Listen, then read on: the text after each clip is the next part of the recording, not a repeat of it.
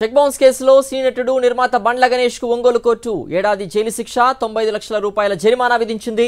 Appeal చేసుకునేందుకు నెల రోజులు గడువు ఇచ్చింది. 2019లో ముప్పాల గ్రామానికి చెందిన జానకి రామయ్య నుంచి బండ్ల గణేష్ 95 లక్షలు రుణం తీసుకున్నాడు.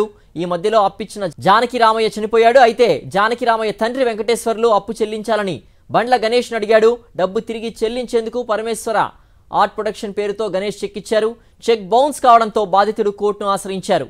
ఈ కేసును విచారించిన కోర్టు ఏడాది జైలు శిక్ష జరిమానా విధిస్తూ తీర్పునిచ్చింది. మరింత సమాచారం మా ప్రతినిధి శ్రీనివాస్ అందిస్తారు. శ్రీనివాస్, చెక్ బౌన్స్ కేసులో గణేష్ కు ఒంగోలు కోర్టు ఏడాది జైలు శిక్ష విధించినట్టుగా వస్తుంది. అలాగే అప్పీలుకు కూడా అవకాశం ఇచ్చినట్టు తెలుస్తోంది. కోర్టు తీర్పుకు సంబంధించిన పూర్తి అప్డేట్స్ ఏంటి?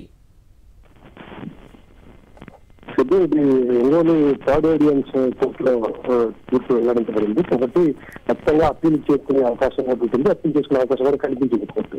అయితే ఇప్పుడు ఇచ్చే జడ్జిమెంట్ ప్రకారం చూస్తే ఒక సంవత్సరం జైలు శిక్ష విధించింది. అలాగే అప్పు అమౌంట్ ఉంది 95 లక్షల రూపాయలు పూర్తి ఖర్చుగా 10,000 రూపాయలు చెల్లించాలని కోర్టు తీర్పు చేస్తుంది. అయితే ఇది 2019 నుంచి జరుగుతూనే ఉంది. విచారణ వాయిదాలకు అటెండ్ అవుతూ వస్తూ ఉన్నాడు బండ్ల గణేష్. దీనికి నేపథ్యం కనుక చూసినట్టు మాత్రం ఖచ్చితంగా ఒక ఉద్దేశపూర్వకంగానే బండ్ల గణేష్ చేసేదని బాధితులు ఆరోపిస్తున్న జరుగుతుంది. ముప్పాల గ్రామం అంటే ప్రకాశం జిల్లాలో మధ్యరాల ముప్పాల గ్రామానికి చెందిన జగనక రామయ్య వ్యక్తి కొంత సినీ ఫీల్డ్ పరిస్థితి ఉంటూ ఫైనాన్స్ చేశాడు బండ్ల గణేష్.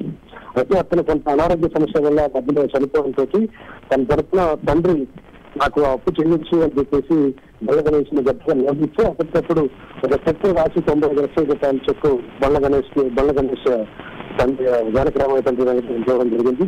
అయితే దాన్ని బ్యాంక్ లో దాకా వేసిన వెంటనే బౌన్స్ కావడంతో తను మోసపోయాను బండ్ల గణేష్ నన్ను మోసం చేశాడని తెలుసుకోవడం వెంకటేశ్వర్ని వెంటనే ఒంగోలు కోర్టులో కేసు దావా వేశాడు. దాంతో ఇప్పటివరకు 19 నుంచి ఇప్పటివరకు వాయిదాలకు వస్తూ ఉన్నటువంటి బండ్ల గణేష్ సంబంధించిన కేసులు ఇవాళ కీలకమైన తీర్పు కోర్టు వెల్లడించింది. జైలు శిక్ష విధిస్తూ కూడా తో పాటు అలాగే అప్పీల్కి వెళ్లే అవకాశం కూడా కల్పించింది. ఓకే శ్రీనివాస్.